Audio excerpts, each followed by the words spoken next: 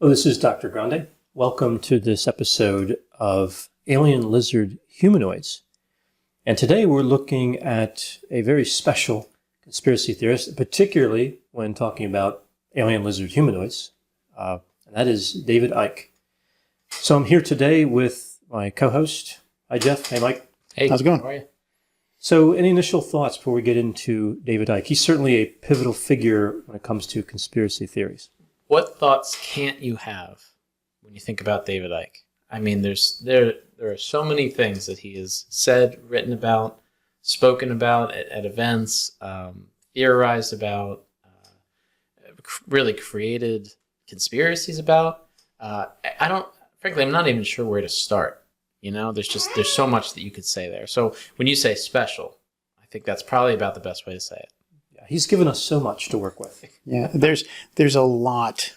It's just a lot here. Like I try in general to have a balanced opinion on things and to come into things with an open mind and say, okay, like what if, what if? But there's some of these things that David Icke has come up with that I'm just like, no, like just on first blush, like no, like that's like no.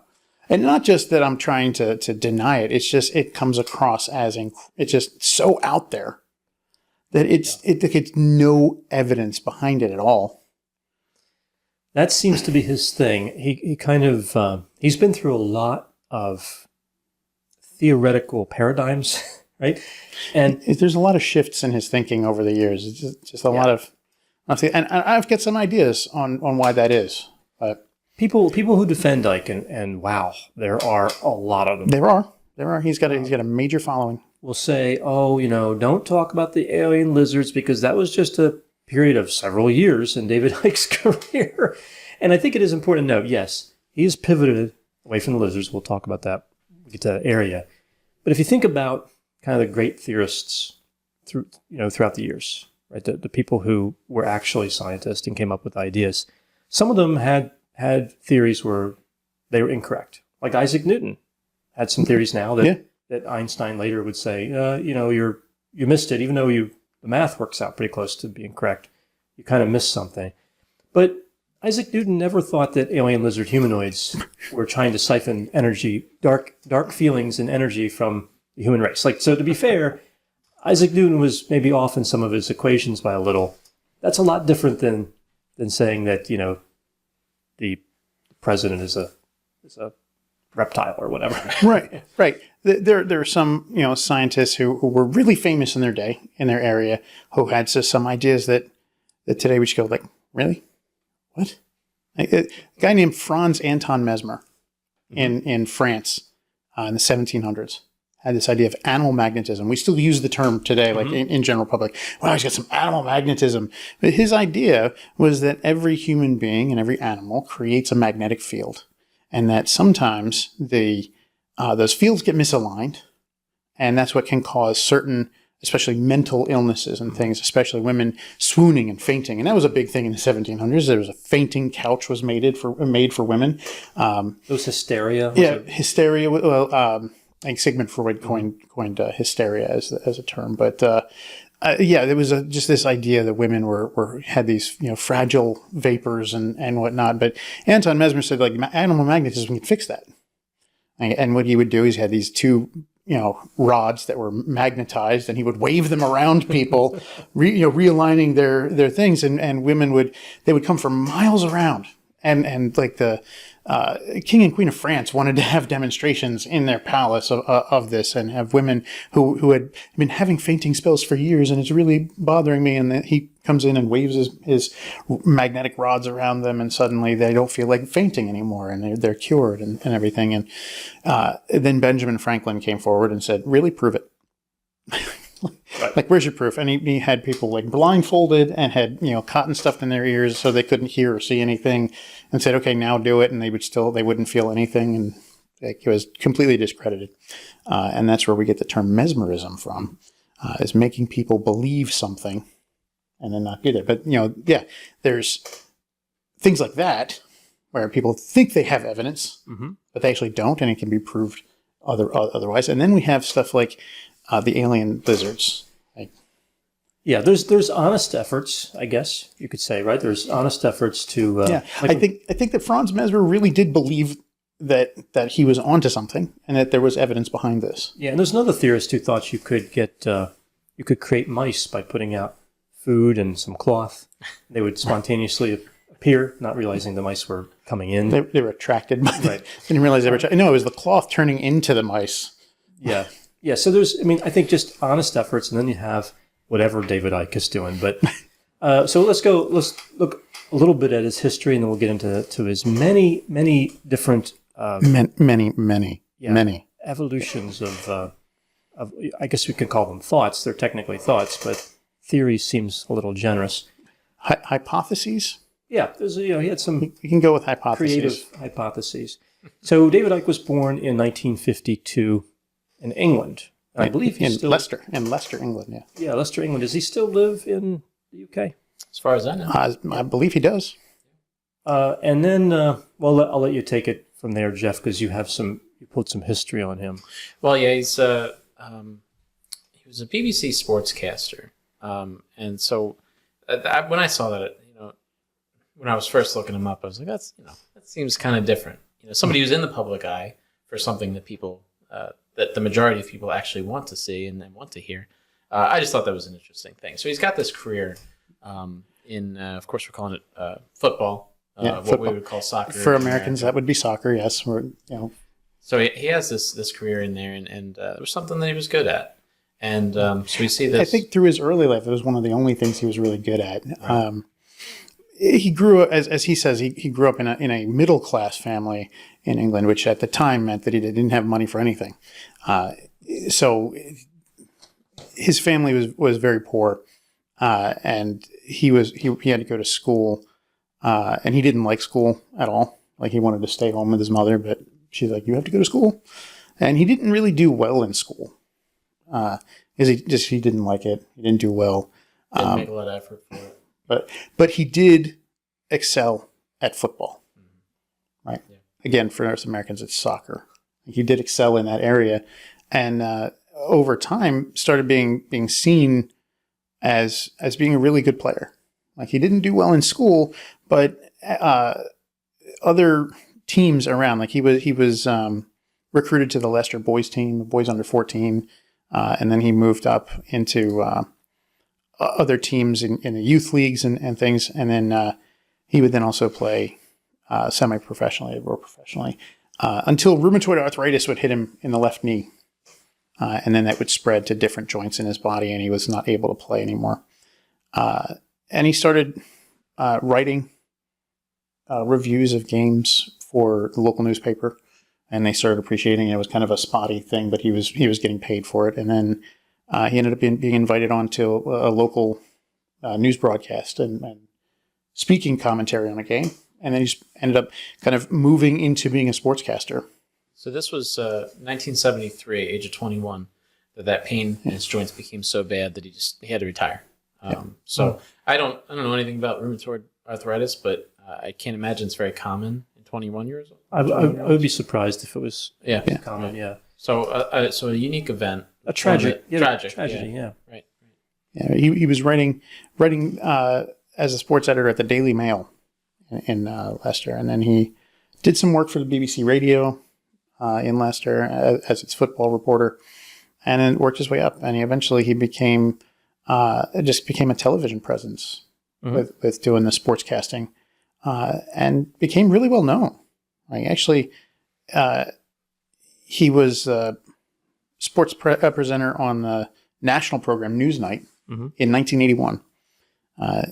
So he was becoming really big time, and he was on another show, Breakfast Time. People really liked him as a sportscaster. Yeah. So independent of any later theories that we'll get to, he had a career that was very viable. Yeah. He was successful by almost any definition. People would probably say that fulfilling as well, something that would be, it said somewhere he was in the public eye, or rather he was a household name. Yeah, he was a household name for a while in most of Britain, especially once he joined the Green Party and became very influential in the politics of the Green Party. So in the 80s, we start to see a shift for him of maybe the people were okay with him being on TV, and they were okay with him kind of voicing opinions, I guess. But in the 80s, things started to shift, and we see by the late 80s, early 90s, he was starting to develop some different thought processes. So Green Party, and that's when we start to see him seeing psychics and kind of developing these ideals as well. In 1990, he this is what he claims, and he makes a lot of claims, so it's just, well, he does. You get the gist. He claims that a psychic told him he would receive messages from the spirit world, and he started to actually, sounds like, use his position as a well-known figure to promote that idea. Right. Well, prior to seeing that particular psychic, he said he wrote in one of his books that he was going through a period of despair. Like he was just down, like kind of sounds like depression. Might have been suffering from a bout of major depressive disorder or something like that. I can't make that diagnosis because I've never met David Icke, and of course diagnosis requires hours and hours of in-depth, face-to-face personal contact, so I can't make any diagnoses. But it sounds like he was going through some depression. He also maybe he was a bit down. Yeah. He was also saying that that he was feeling a presence around him all the time. Like there was somebody there, even when he was alone in a room. And that at one point, this presence kind of nudged him while he was in a bookshop. And he went over to a single book, pulled it off, and it was written by this psychic. Betty Shine. Yeah. Betty Shine. Yes. Like Betty Shine. And he found out that she lived, basically locally. He could get to see her, and he went to see her. And she was the one who told him that he would bring great messages and would face great trials and tribulations or something like that. Saw her 4 times. Yeah. And she stated, or gave the message to him anyway, that he would heal the world, become famous but would face opposition. The spirit world was going to pass ideas to him. In 20 years, flying machines. I think it's like either directly or indirect, or like they would speak to him ideas, or they would just put the ideas into his head. Yeah. Like 20 years, flying machines would allow us to go wherever we want. Time would have no meaning, and there'd be earthquakes in uncommon places due to oil being taken out of the earth. So 1989 and probably into 1992, we're seeing the beginnings of some perhaps out there messages. Right, and then we see kind of a famous event, especially I think in the UK. In 1991, there was this show, and I've seen this on YouTube a few times, the Terry Wogan show. So Terry Wogan, I think, in the United States, people might say, who's Terry Wogan? I think he was actually quite popular in the UK. Right. Like he was even more popular than David Icke. Often seen on television, and David Icke was on an episode of the show. Right. That was shortly after he'd been to Peru. I think like it was within a year of when he went to Peru, and the trip to Peru was apparently a huge turning point for Icke. That he had a spiritual experience at a set of ruins where he felt that he was given messages. So Icke was eager to talk. He had a lot on his mind when he returned to the UK and had this chance to be on Terry Wogan's show. And right after that, he entered what he calls his turquoise period, because he felt that color was very vibrant and personable and was very uplifting and had positive energies and things. So he wore turquoise a lot. And if you watch the Terry Wogan episode, he's wearing like a turquoise jumpsuit, like a tracksuit. Right. But he also, like you said just before that he had done automatic writing and found out that he was the son of the Godhead. Right. So big news. Right. Big news. Yeah, anybody would be excited. It's like, I thought I was born to ordinary parents, but wait a second, there's information, and so this is a big. So he's a man who's had a conversion experience, sort of, except instead of converting to kind of worshiping a god, he's kind of become a god. Right. So he goes on Terry Wogan, and he's talking about all of the stuff that he's learned and about himself, and that he's the son of the Godhead and everything. And so, the audience at first they're not sure what to make of it, and then they realize he's being serious, giggling, and they start realizing he's being serious, and they start laughing. Yeah, and Wogan makes an important distinction, which became legendary. Because Icke, when they're laughing, Icke says, "Oh, that's great. Laughter is laughter is this positive energy. It's a wonderful thing." He was there with it. He was down with it. It's a healing energy kind of thing going on. And then Wogan says the line. They're not laughing with you. They are laughing at you. And I think this is important because David Icke did not seem fazed by that at all. Even Wogan kind of churning on him, as now he would probably see it like that, and everyone watching would see it like that. Wogan was making fun of him in kind of a clever, but also a little bit mean way, because I view that as probably more of an issue where you're like, hey, look, let's turn the show off, or I don't know what you can do in the middle of I don't know if it was live or whatever, but let's cut to commercial or something. But he ran with it, and I would say humiliated Icke. Icke would probably say that he didn't. In that moment, I just it's fine. It's fine. I think if from my thought, it's like there's almost a little deflation in Icke at that moment. Yeah. Like it's not that he has no reaction at all. I think it did get him a little. Like it's not like it has no reaction at all. But when Wogan says they're laughing at you, kind of it does he doesn't have much physical reaction, but he's just like his whole tone kind of changes a little bit. And he's just like it's fine, and then he kind of ramps himself back up. Right. Yeah. From there, he's back in the game quick. Well, probably the worst part of that was Icke would talk about after the fact how that was kind of the turning point, of course, in many different ways. But he would be ridiculed, like he couldn't walk down the street without people making fun of him or whatever. His kids would feel the effect of that as well, and they would get ridiculed as well. Like your dad is whatever, and he said at some point that one of his greatest fears as a kid was being ridiculed in public. That was, of course, coming true. And so it was, a big deal for him, but it was also really flowing over into many parts of his life. Of course, kids, that would be a tough thing for any parent to go through. So, if I'm not mistaken, Wogan apologized later. He did. Years and years later, he would apologize.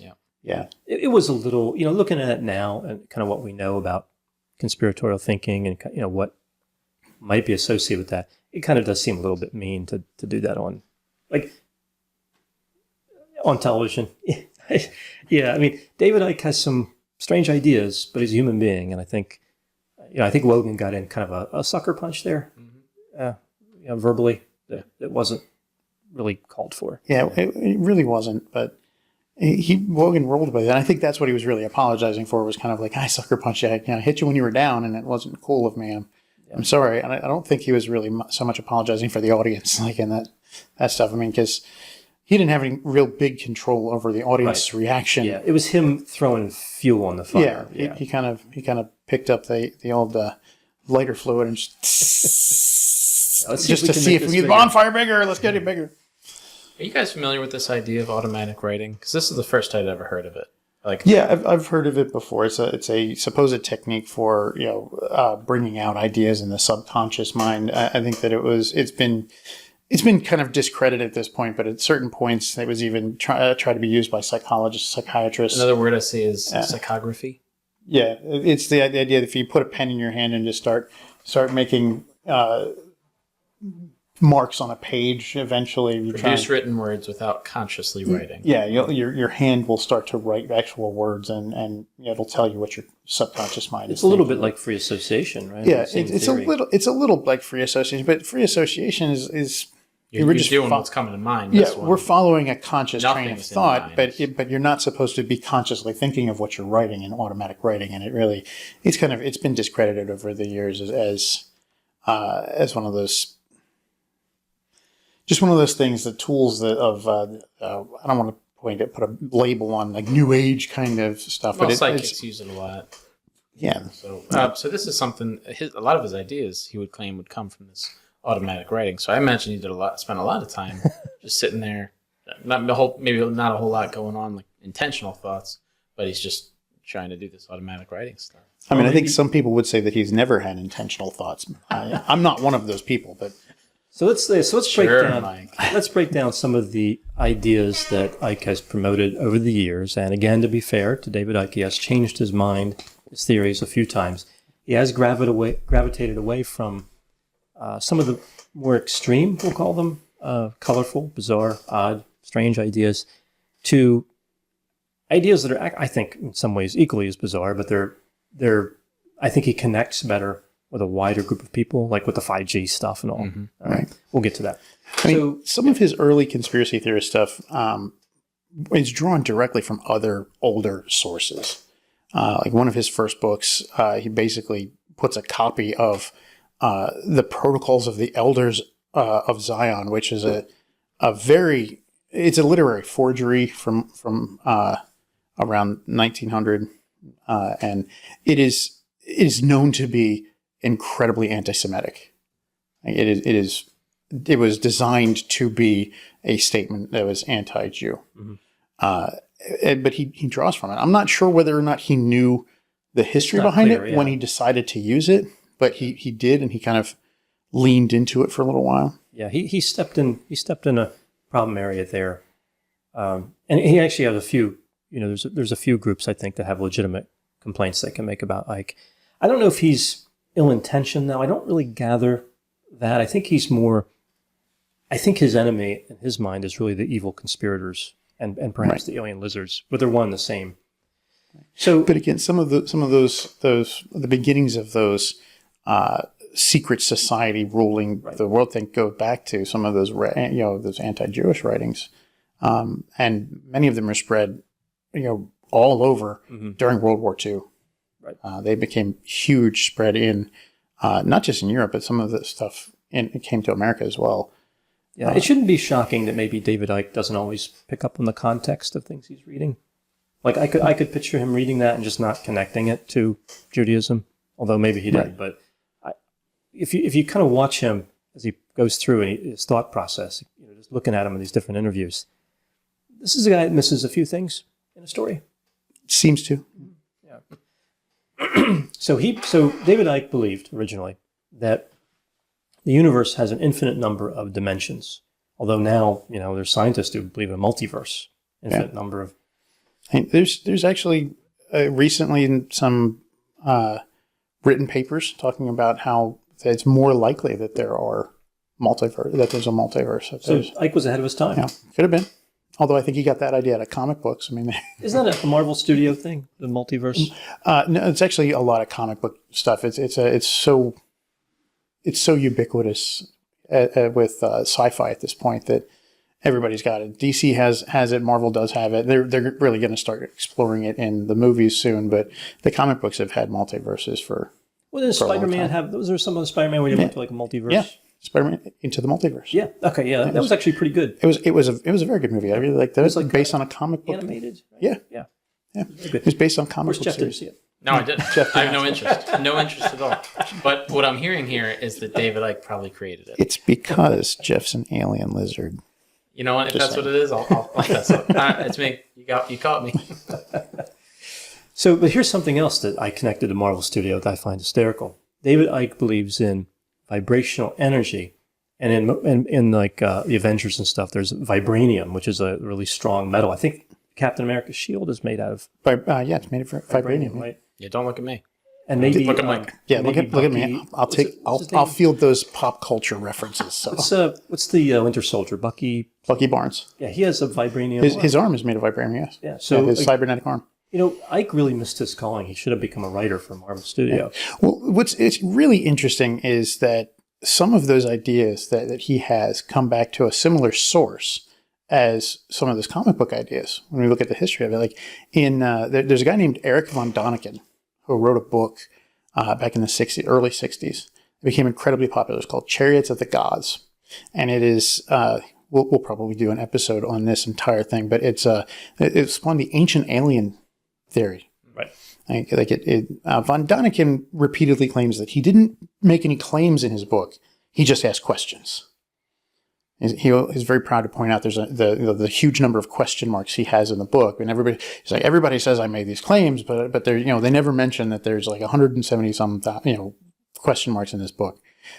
He's just asking questions, but the very idea hit pop culture very quickly, and when you see that, there's an episode of Star Trek that embraced that, had an alien race, a super powerful alien race that was actually the Greek gods, like. I think it was Apollo that Captain Kirk met with. And that episode is actually one of the most important Star Trek episodes ever because it featured, I believe I'm right on this, that it featured the first interracial kiss on American television. Was that the episode that had? I know that was Star Trek. I believe it was because Apollo was supposedly forcing Kirk to kiss Uhura. Right. You know, but the whole premise of that was that Apollo was this alien creature who had gone to Earth with the other Olympians who were all other alien creatures, and they had set themselves up as the gods of the ancient Greeks, and then they left. So you're saying that there was a precedent for some of these things, that like they were in popular culture, in books, things like that? Yeah.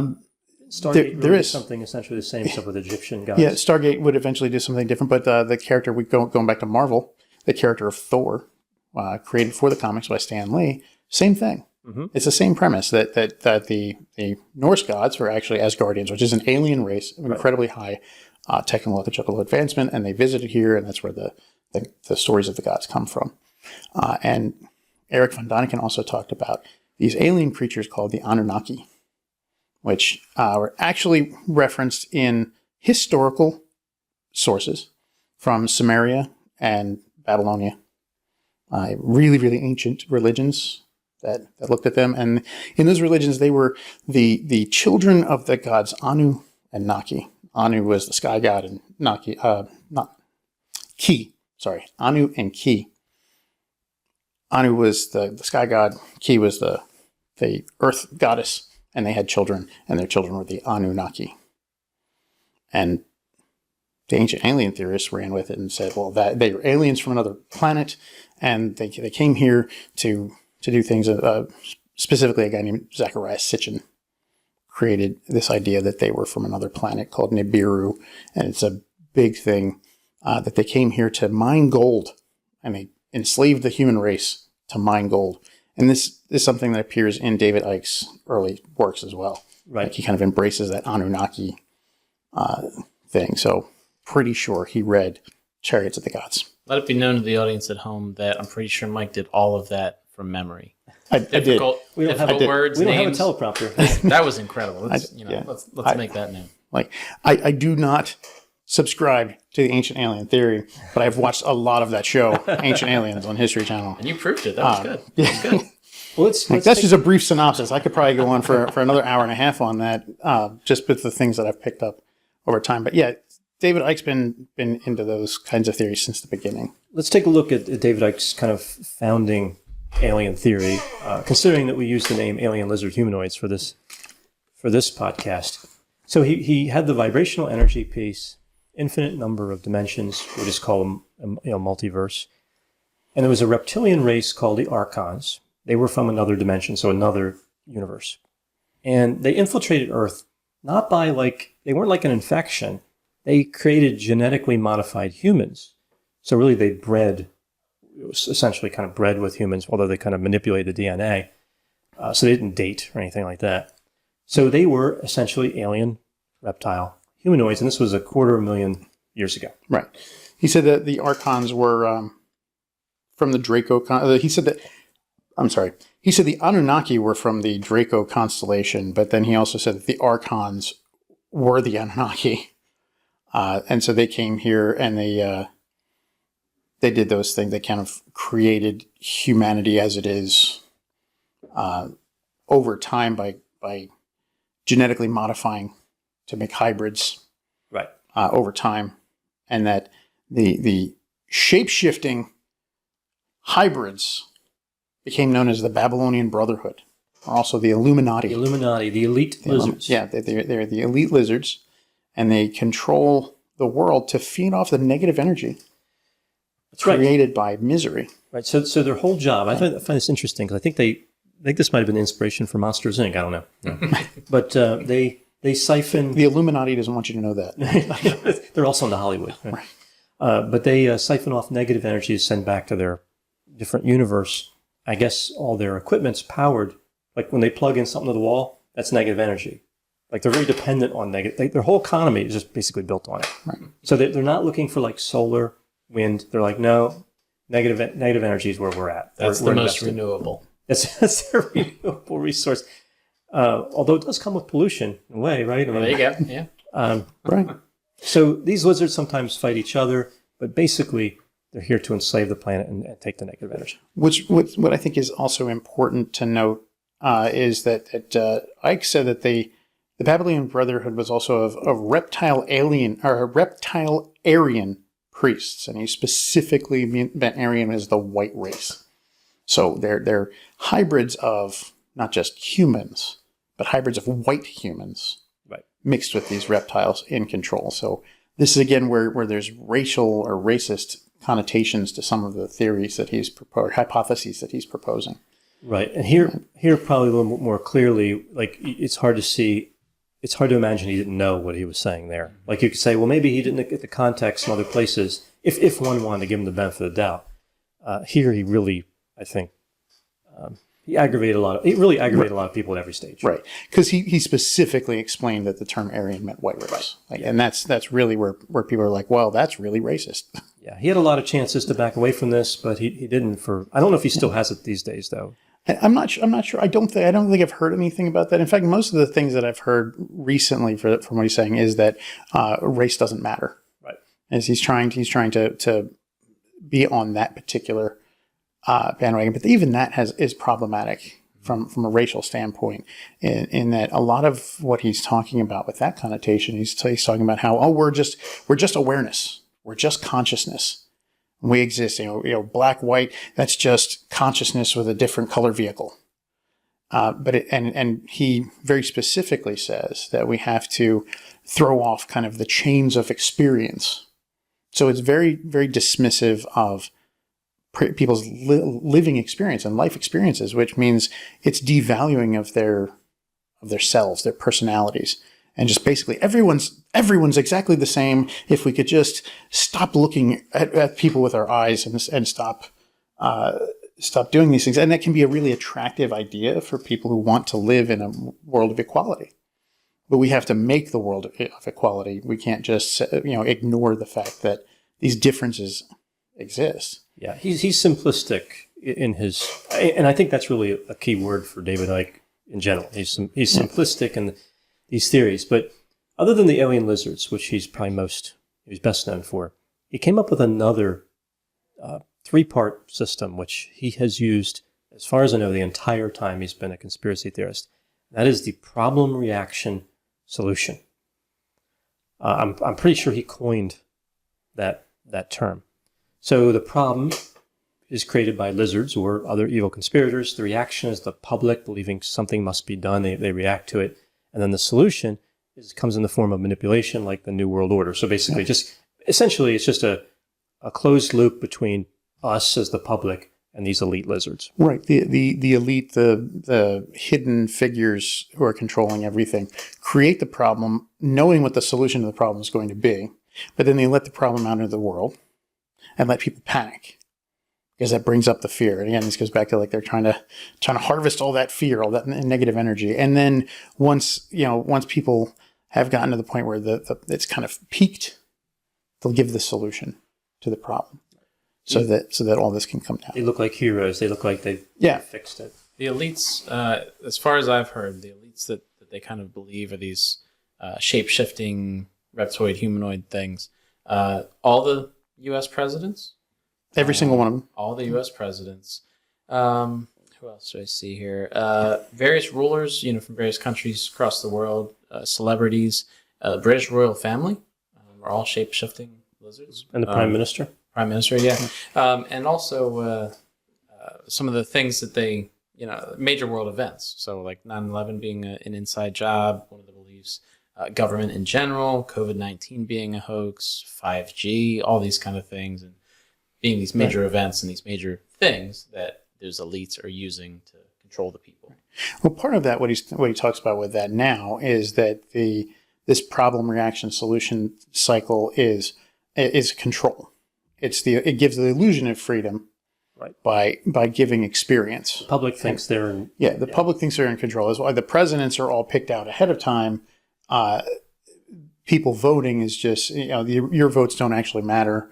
It's just an illusion of freedom to keep you controlled and keep you locked into the experiences that are going on, and all of these different disasters and things that come up are also reinforcing of those experiences. So, you stay angry, or you stay afraid, or you stay limited to the labels of your five senses. And it really becomes very problematic with that, because where do you go from there? Mm-hmm. Well, it's interesting because with all of Icke's theories, you might think this kind of goes to a depressing, kind of sad place, but his message is actually a message of peace, love, and joy, because the negative energy powers, their blenders and microwaves and stuff. So you can defeat them by having a peaceful revolution in consciousness. Harmony in the world is the key to casting the archons into outer space, or whatever. I think he called it at one point non-violent, non-resistance. Right. Right. Like, be passive, be peaceful, give up the experiences of your life, and let yourself flow into the infinity beyond this reality, so to speak, so that we can become more. And because apparently, the only way you can truly know things in the universe is by not knowing anything.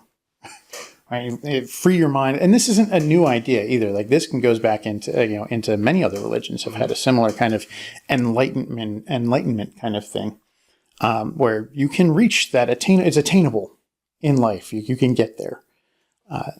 But a lot of the ideas he has aren't fully formed. And they don't pay attention to a lot of the reality stuff, the stuff that actually we have a lot of evidence behind. He, especially since The Matrix came out. Yeah, it was probably a good movie for him. He jumped on that, the whole idea that reality is just an illusion, like the whole thing, Morpheus's line in The Matrix. I love The Matrix, it's a great movie. Have you ever seen that one? Yes. Okay, good. Jeff's finally seen a movie. He's finally seen a movie. Okay. So do you like the red pill or the blue pill? I don't know if I have an opinion on it, but I've seen it. Let's just say, because that's a huge paradigm among conspiracy theorists. It is. Right. So they'll look at people like us who tend to be maybe a little more skeptical. It's like, we took the blue pill, and we selected a pill that keeps things, the status quo. Right. But they picked the red pill to, I guess, practice martial arts with Morpheus or whatever. Right. So one of Morpheus's most famous lines in the movie is about reality being just electrical impulses interpreted by your brain, which is an incredibly elemental and misunderstanding of how the brain works. There's a lot of chemicals that go on in the brain called neurotransmitters, ton of them in our brain. Without those neurotransmitters, we can't do anything. The electrical impulses, the only thing they do is seat the neurotransmitter in a receptor. It's the neurotransmitters that's doing the work. It's not just the electrical impulses. So we can't, reality isn't just the electrical impulses in our brain, but David Icke seized on that idea. And it's like, at one of the points he said, the physics of a computer game and the physics of our reality are basically the same. I don't know. I play a lot of video games. I'm a big time gamer. And I know that in video games, I can double jump a lot of the times. And I can't do one jump in reality. Jeff could probably jump a lot higher than I can, but I don't think he could double jump. I guess I'll have to work on it. I have to figure that out. Figure out how the physics of that works. I'm playing a game right now. We're running around as a little tiny like sentient squirrel rat kind of thing. It's with swords and guns.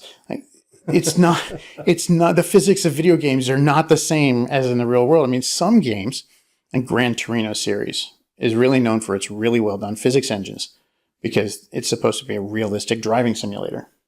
It's supposed to actually help people learn how to drive. Or something like Microsoft Flight Simulator 2020, which is incredible. Yeah, incredible physics. But you know what? Those physics are based on this reality. Right. The rules that we have in this reality, not the other way around. But Icke's ideas on that say they are a gross misunderstanding of how the brain works, how it functions, and it doesn't take into account a lot of things. And I think that's something we see a lot in a lot of different conspiracy theorists. So I was going to bring up the point, Mike, that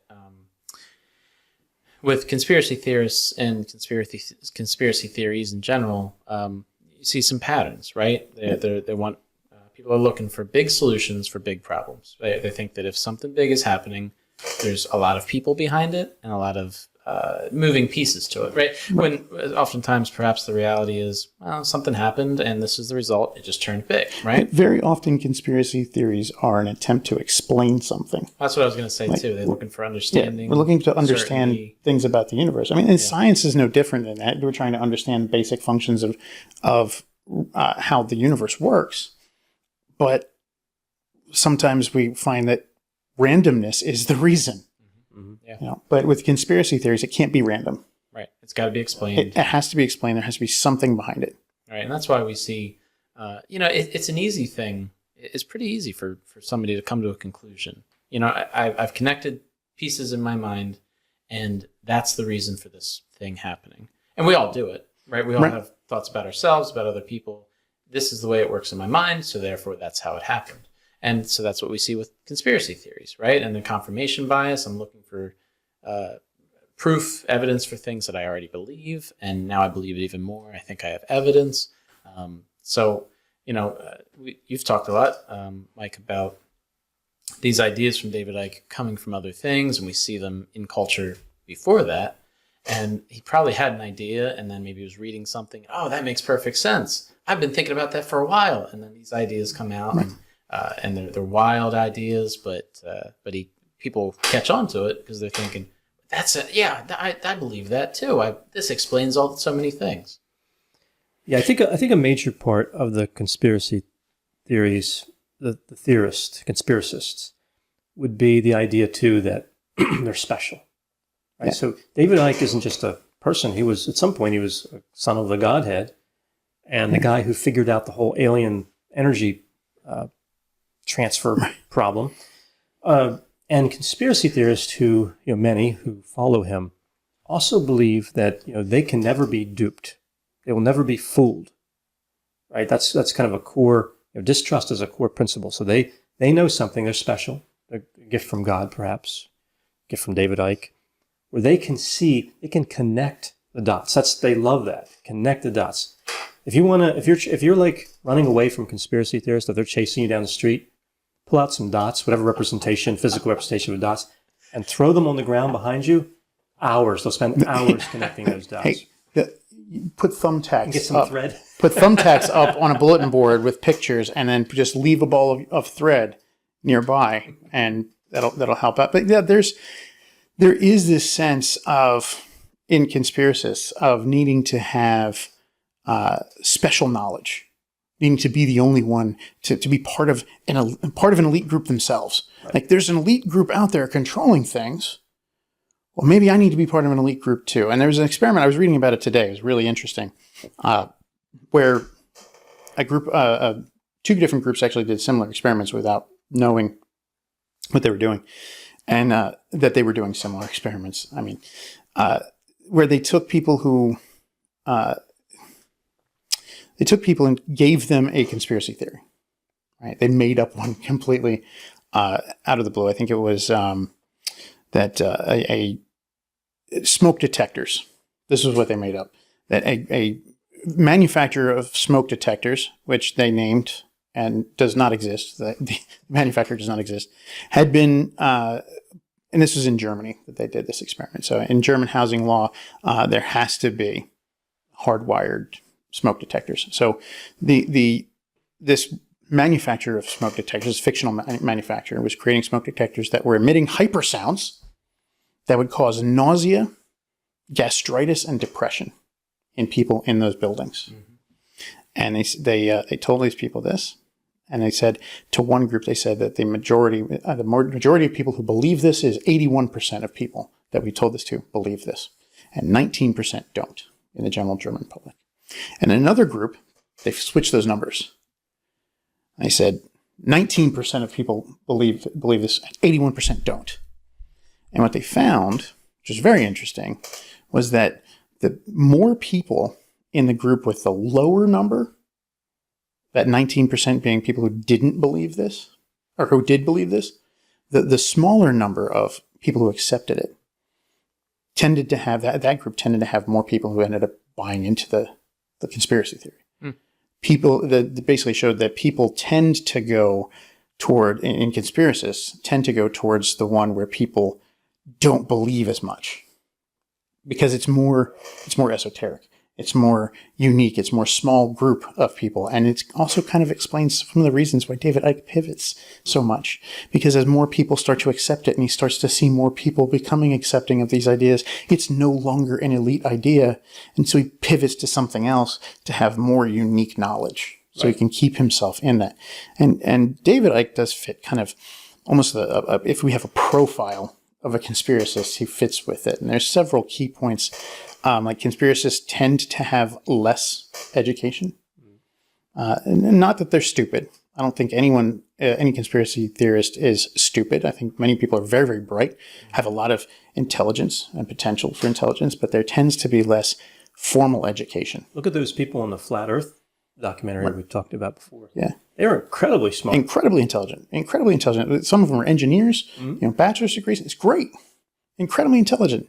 But less education, especially in the fields of which they are saying they have knowledge, which end up bringing in the Dunning-Kruger effect, which people with less knowledge think they have a greater amount of expertise in an area. They tend to live in societies that have less successful democracies with trust influences and authorities. More corruption. That kind of makes sense, right? You're able to see corruption in plain view, so why wouldn't there be corruption behind the scenes? And why wouldn't that corruption be bigger?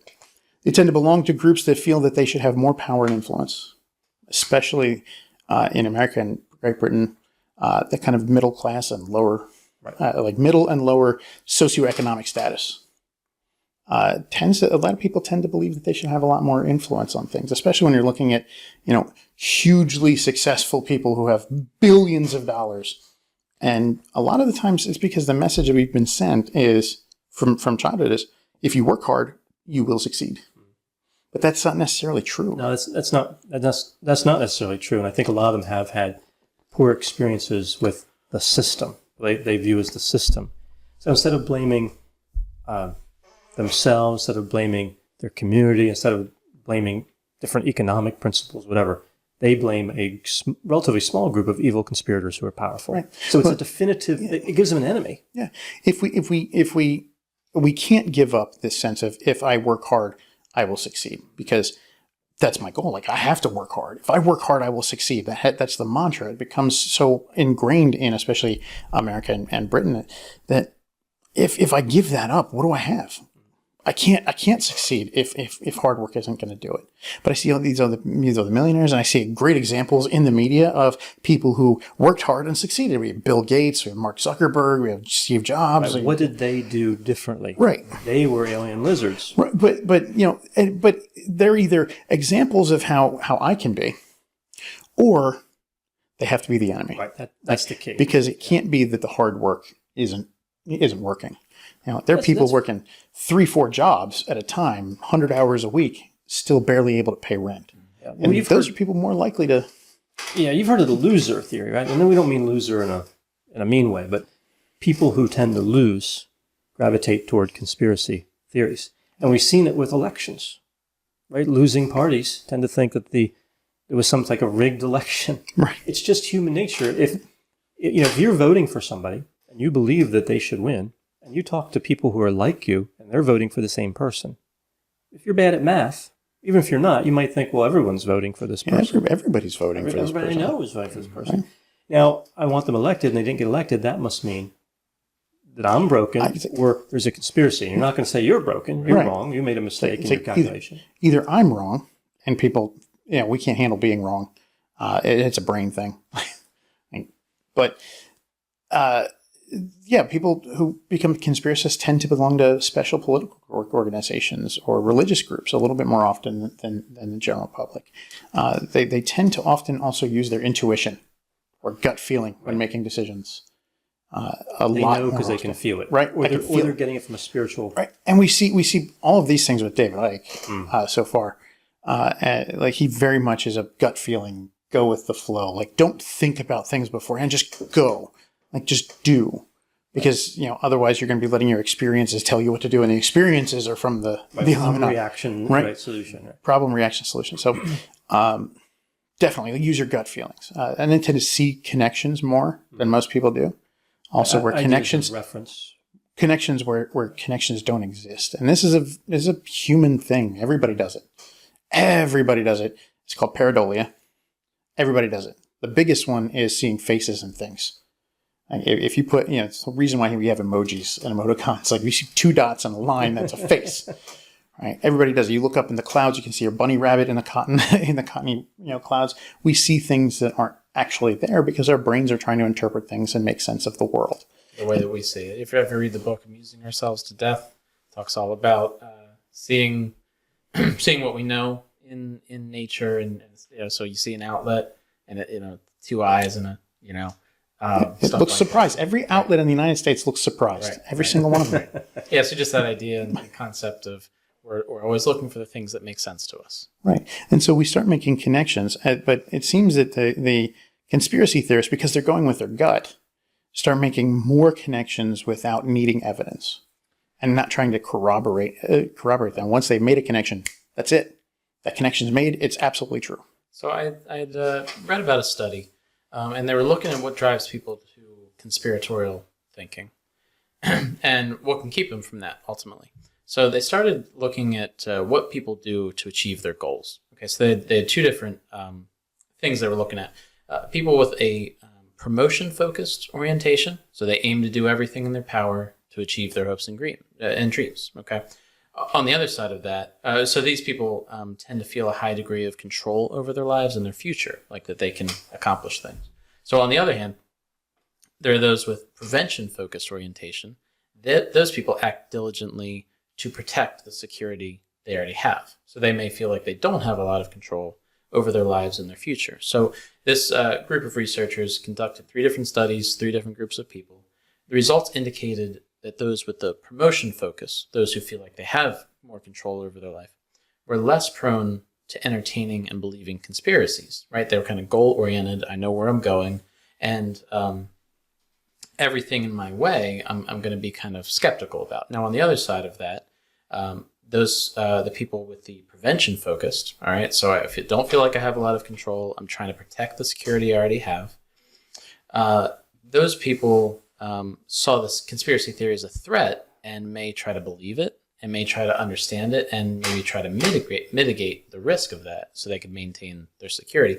However, they also found that even the people with the promotion focus, they sometimes displayed increased conspiratorial thinking when they felt like they didn't have as much control. So even those people who are goal-oriented, feel like they have control, still have this thing in their mind, are kind of more prone sometimes to getting caught up in things and thinking, wait a minute, is this a threat to me? Do I need to figure this out? What's going on here? It's confusing, right? Mm-hmm. When we get presented with ideas that feel like they might get in our way or don't make sense to our way of thinking, that can be very confusing. And we've all experienced it. There's a lot of difficult things out there. Yeah, there's very legitimate reasons why there are many people willing to follow David Icke. Yeah. And I think David Icke has, honestly, I think he's just figured out a way to make a lot of money off of them. He's in a sense, a genius. Right? I mean, I have to give him credit. He's figured out a system to make an incredible living, and all he has to do is make up stuff. Right? He sees COVID, sees 5G. Oh, you know what? Government conspiracy. It's always the same line. It's always based in distrust. And his followers are right there like, oh, tell me about COVID. Tell me, what does 5G do? And it gives you COVID. 5G gives you COVID. He always has a story. Yeah. Right. It's always a scary story. So the other two kind of hallmarks of a conspiracist are a little bit more in the way of narcissistic and or paranoid ideation or thinking, and that they tend to obtain especially nowadays, tend to obtain their information from social media, and just buying into whatever they see on social media instead of looking for evidence behind it. There was a Netflix special on not too long ago. I want to say not too long ago, maybe 6 months or a year. Something about the social dilemma, I think it was called. Maybe Sam could check on that. Yeah, so if you see, that was a Netflix special. If I remember right, though, one of the problems they highlighted, they talked to a bunch of people that were high-ranking in tech that were like, many I think broke off, like the major tech companies, and essentially, if you look for something, if you endorse something, on social media, obviously you're going to be fed more of the same thing. You know, like if I look for a particular car, I'm going to see more ads for cars. Like if I'm in the market to buy a car, it makes sense because the internet, the social media services are trying to connect me with what they think I want to buy. So if you have a conspiratorial idea, you're going to get more and more of the same group. You're going to connect it to the same theories. You're not going to see divergent opinions.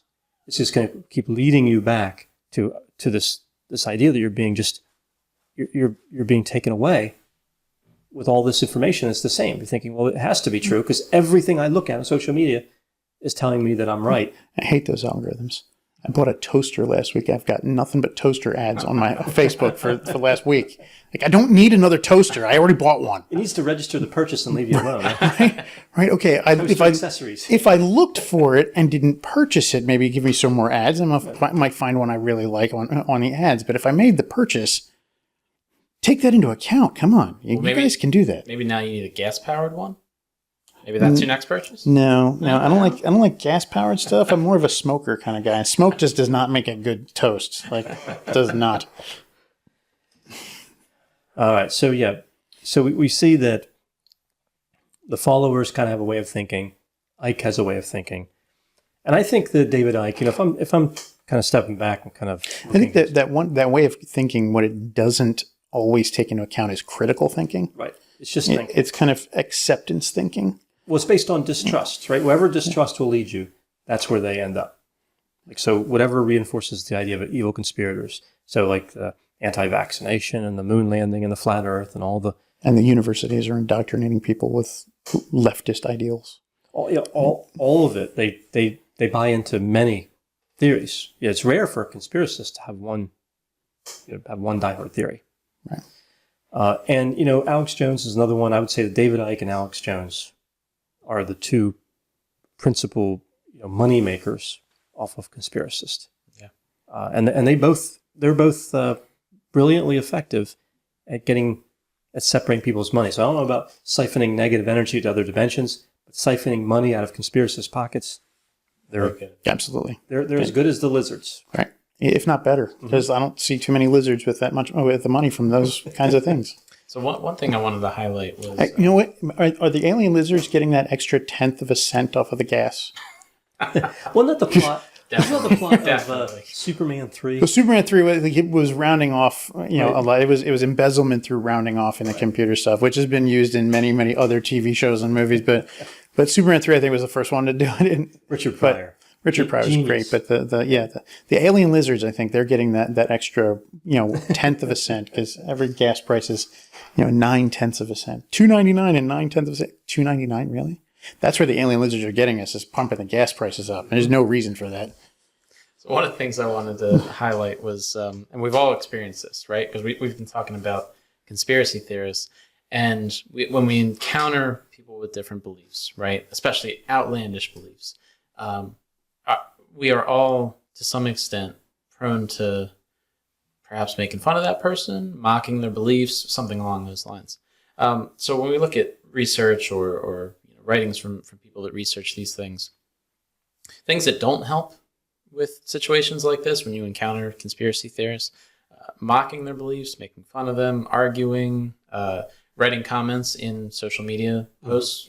Everyone in the world, I think at this point, has done that. Maybe not everyone, but those are things that don't help, right? They're things that just fuel those divisions more and things like that. So some of the ways that some of the things that can help.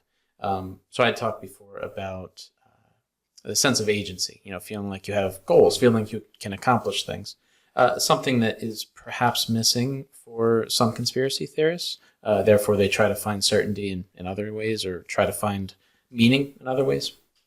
So helping someone feel like they have more control over their life, their future, help them make progress toward an aspiration, being accepting of that person, realizing that your views are not going to change that person. And we see this with so many things, talking to someone and try to help them through things and they're just not having it. And you realize, maybe I just need to be there for that person, right? So similar things might come into play here, which is counterintuitive, right? We just want to kind of laugh these things off. But if we genuinely want to be there for someone. Just accepting them as a person first is important, of course, and being able to separate. Here's beliefs, but here's a person, right? Here's a human. They might be a humanoid. We don't know, but here's a human. Well, I think most humans are humanoid in general. Well, you got me there. They might be reptilian. Might be reptilian humanoids. You got me there, Mike. But yeah. So obviously, that's important to us in the counseling profession, right? It is something that generally that we're taught is how to be genuine and accept people where they're at. Right. No matter beliefs, no matter what they've done, behavior, and separating that from the person and the humanity of that person. Right. Yeah, I think what converts a conspiracist to a non-conspiracist would be winning. I talked about the loser, again, not in the impolite sense, but just people who happen to lose. People who happen to win start to become more flexible in their thinking. They start to realize, well, maybe there's a route where I can succeed through different actions, and it's not based on evil conspirators blocking me because now I'm succeeding. So essentially, they prove the conspiracy theory doesn't exist by succeeding. By doing what they Because should do. the only other option is that they're succeeding because the alien lizards want them to, and then It's all a trap. it's a trap. So if I have to give up with this success, but people generally don't want to give up success. But there are some who do.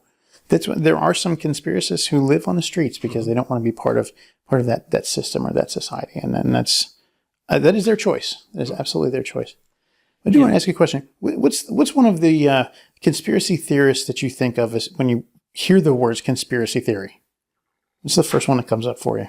What conspiracy theory? Yeah, what conspiracy theory? Well, probably the alien lizards. The alien lizards. So I've got my top 5. Okay. Okay, because What do you got? I was going to ask you guys very similar. Get his top 5 conspiracy theories out. So easily my top number 1 conspiracy theory is that Finland does not exist and was only made up so the Chinese would have fishing rights to the Baltic Sea. Easily number 1 for me. Wow. Number 2, fake flat Earth. Number 3, fake moon landing. Number 4, World Trade Center attacks were an inside job. And 5, Sandy Hook massacre was fake. Okay. So see, I'll go backwards. 5, 4, 3, 2, 1. The hollow moon, number 5. The moon is actually a hollow space station. That one always gets me. JFK, assassination of JFK, that the CIA or the Russians working with the CIA did it. Although I think my favorite version of that is actually that it was Frank Sinatra who had the mob kill him because, and this is actually a true verified fact, Frank Sinatra and JFK actually were very close while JFK was campaigning, and Sinatra was really wanted to be able to go to the White House because it was a big thing. And then as soon as JFK got elected, it was like, sorry, Frank. And you don't tell the chairman of the board no. So, maybe Frank pulled some strings. We'll never know. But that one's always gotten to me. Like, that one's really, really fun. Let's see.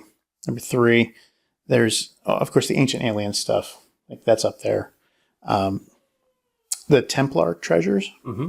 Like the fact that the Knights Templar supposedly had a treasure that came over to the Americas. And then the number 1, the one I always think of when somebody says conspiracy theory is very similar to your number 1, is actually Wisconsin, the state, does not exist, and it's a government conspiracy created to indoctrinate people.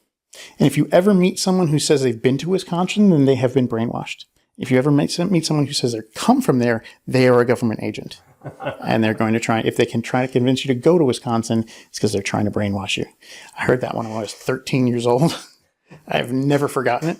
Well, that's really how you live your life, right? Yeah. Like anybody you hear from Wisconsin, you're like, I don't think so. Wisconsin, it's not a place. Clearly allowed. It's not a real place. Cheese, really? A whole state dedicated to cheese. The Green Bay Packers are all in on it too. Like they're government agents. Like that one's never left because it's one of those so ridiculous. So ridiculous, but it's every once in a while, somebody will say something. I'll just be like, "Yeah, well, Wisconsin doesn't exist." It's like I don't buy it. I don't buy into it. I know Wisconsin is a real place, but it's funny. Okay. So it's interesting when you're talking about the one with Frank Sinatra. He could have been Bruce Willis in Die Hard. Yeah, he could have been. He was not too young at that point. Bruce Willis was like 15th or 16th on the list. Like he was not high up on the list because he was a comedic actor at that time. No, Bruce Willis wasn't actually on the early those promos, the posters for the movie, because they were afraid that I think he was in a show. He was in The with, Honeymooners. Yeah. The Honeymooners before. So they were afraid that kind of cast type him. And then when it got big, they put him back on Right. the poster. That's why if you look at some of the art, it's just the Nakatomi Tower. And then they've kind of put his face kind of in the background. Right. Like they put it in there after the fact, once it started being a big movie. Because, yeah, he was a comedic actor at that point. Like they viewed him as a comedian. And he didn't fit the role of the action hero. He wasn't Arnold Schwarzenegger or Sylvester Stallone. So they were like, really? This guy? Yeah, maybe. But they ended up going with him because everybody else said no. Interesting, too. They paid him a lot of money. You know, he was well paid for the movie. And Yippee-ki-yay, Mr. Falcon. Even though they weren't really looking forward to him. Yeah, but he turned out to do a great job, I think, in Die Hard. Oh, yeah, all the Die Hard movies. You ever see Die Hard? Yes. Okay. Yes. Okay. Yes. It's the greatest Christmas movie ever. Am I ever not going to get asked if I've seen a movie? No, we're going to ask you every single time. Every time. There's a special on Netflix. If we reference a movie, just you can preemptively be like, I've seen that one. And if I haven't, should I just shrink away? Fade into the background. Only if it's a really famous one. You're following along. Oh yeah. All right. Star Wars, yeah. But there's a special on Netflix that has the making of Die Hard. I think it's Movies That Made Us. There's like Dirty Dancing. I think there's A Christmas Story, and Ghostbusters and Die Hard. I think there's only at the time of making this, I think there's only 4 in that, and Die Hard's one of them. It's terrific. There's a discontinuity with the truck.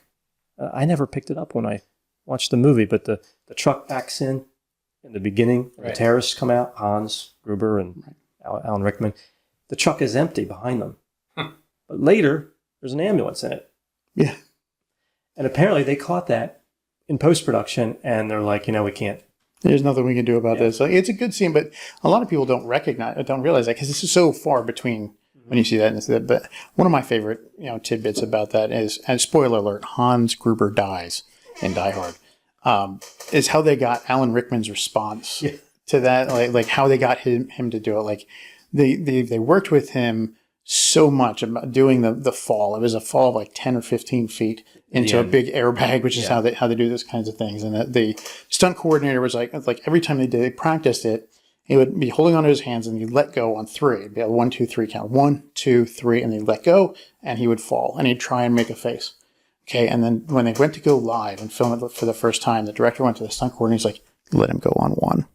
And so he's hanging there, he's hanging on, and the stunt coordinator goes 1 and lets him go. And so the reaction on his face is very genuine because he was not expecting to go at that moment. It's just like, oh, and it's such a wonderful reaction. I think it's great. It's almost like the way Alfred Hitchcock turned the water in the shower scene in Psycho from warm to absolute freezing cold to get that scream that he wanted. Like, surprise the actors to get the action you want.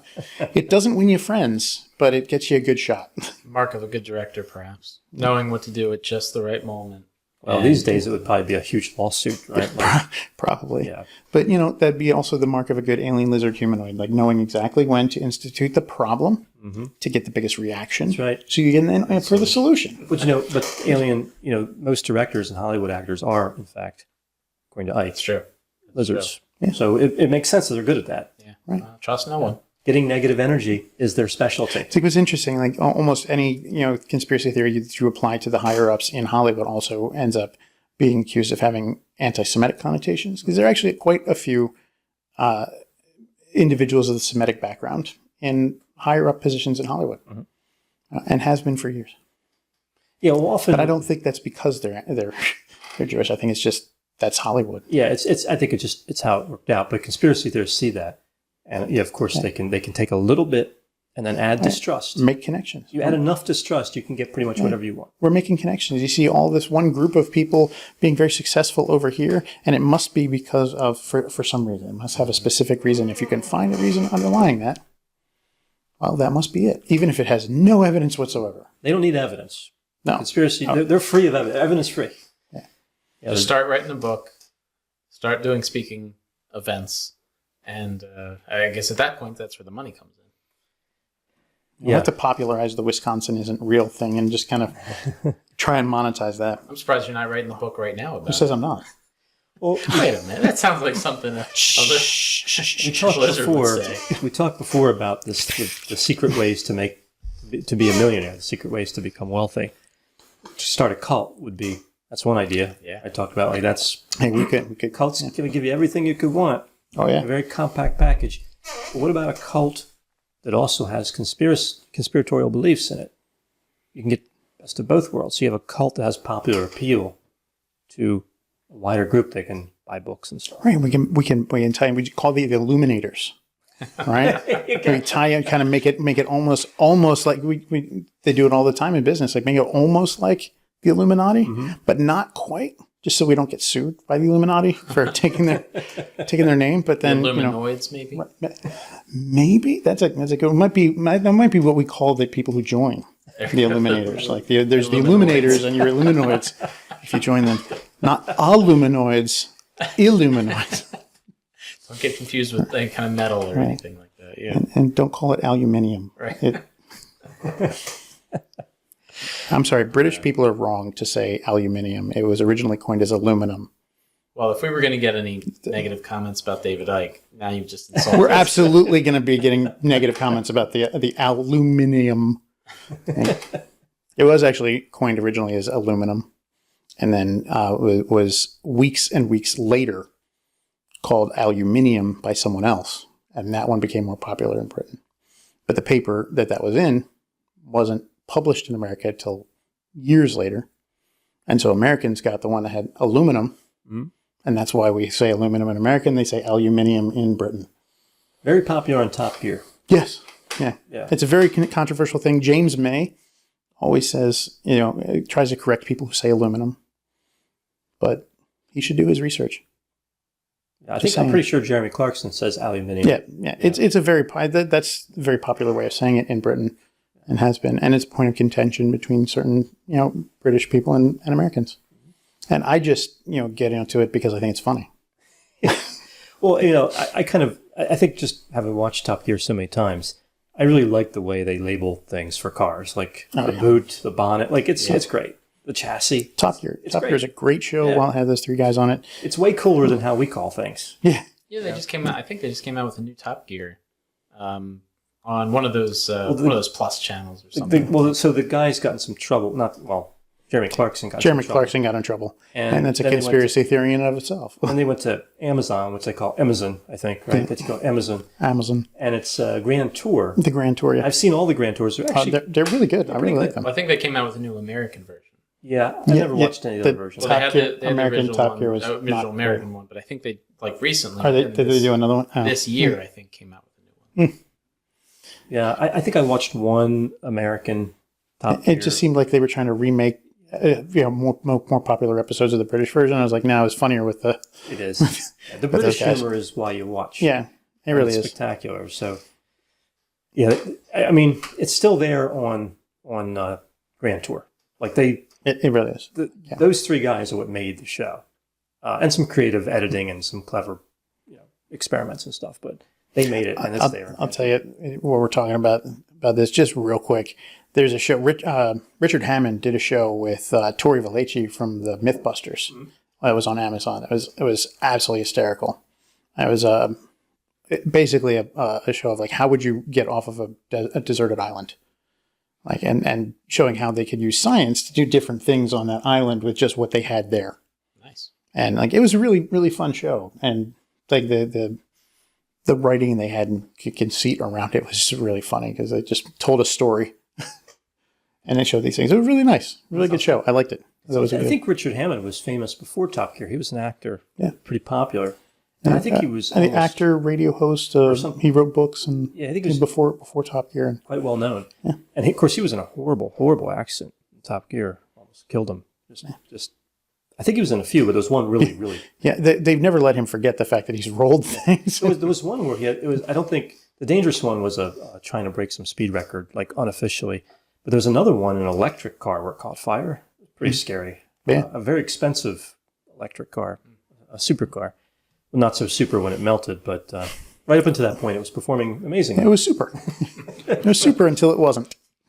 So anyway, we could go on tangents Oh, for a while. all day long. We could just make a show called Tangents. That's actually a good idea. Like, hey, we should do that. Just sit down and start recording and start talking about stuff. Just call it Tangents.